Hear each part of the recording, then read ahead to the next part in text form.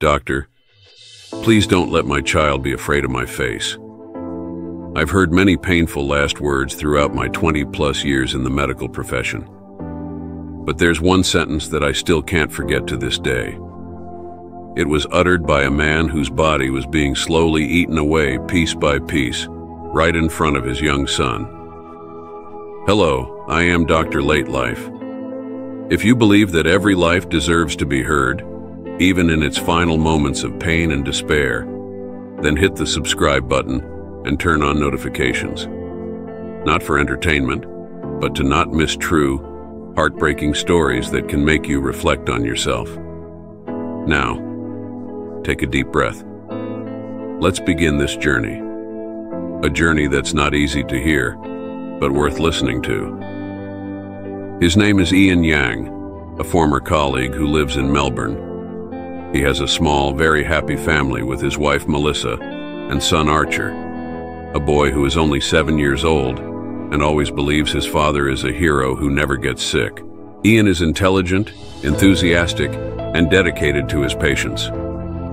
But one day when he was 33 years old, his body began to change in a way that no one expected.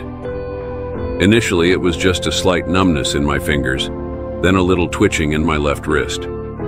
We, doctors like Ian, are often subjective. "It's probably because I'm working too hard," he said.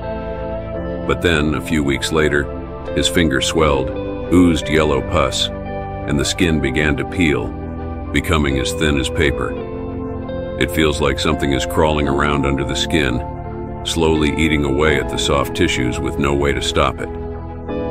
When I examined you, I knew right away this wasn't a typical symptom. The biopsy results confirmed. Ian has a rare and extremely dangerous form of motor neuron disease, MND, a condition that damages the nerves controlling movement, combined with an autoimmune response, causing the body to attack itself, producing pus and necrosis from within. I've never seen anyone with such severe symptoms. Ian's left bicep was almost dissolving under the skin. Yellow pus oozed out daily. Bones began to show in sections, and the characteristic stench of necrotic tissue made the unaccustomed have to cover their noses. His hands were curled up like burnt branches, his fingers bent and twisted, and he had no feeling in them. But worse, the disease gradually spread to his face, causing it to deform little by little. His eyelids drooped, one side of his mouth twisted, his chin receded, exposing his gums and teeth. His facial skin became ulcerated, developed lumps, and then burst with pus. I once heard your son, Archer, ask his mother, "Mom, why does Dad look like a broken robot?" "Does it hurt, Mom?" Melissa didn't cry in front of her child, but when she went into the bathroom, she collapsed on the floor without saying a word. Because every night she was the one who had to drain the pus, change the bandages for her husband, and watch the person she loved lose their form, their voice, and their ability to hug their wife and carry their child. And yet, Ian still didn't give up. I'm not begging for myself.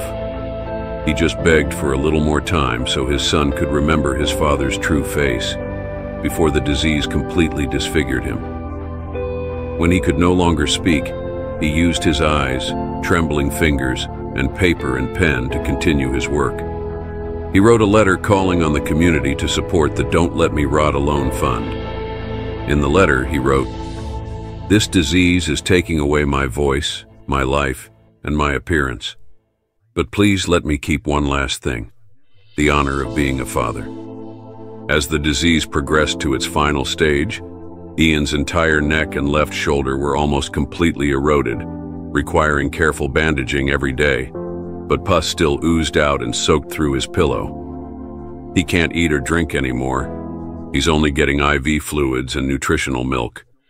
Every night he screamed in pain as if he were being burned, but still begged Melissa to let Archer sleep with him, because he knew there weren't many opportunities left. 3 days before he passed away, I went to visit. Ian looked at me for a long time, then with great difficulty managed to type a few words on the computer. "Doctor, I just ask, please don't let my child be afraid of me. I squeezed his hand, a hand that was now just skin and bones, and promised him that final thing. The day Ian died, little Archer held the old photo his father and he had taken at the beach. The boy kept looking at the photo, then at his father's body covered in white cloth, and whispered, "My father isn't ugly, doctor. I know my dad is very handsome. I am Dr.Late Life. I used to think I was used to death, but I've never gotten used to such a painful, distorted, and lonely departure. Never think that health is something to be taken for granted. Don't wait until your body is decaying before you wish you had more time to say a loving word." If this story leaves you speechless for a minute, allow yourself to wake up for another hour to love this body and care for it sooner, more sincerely.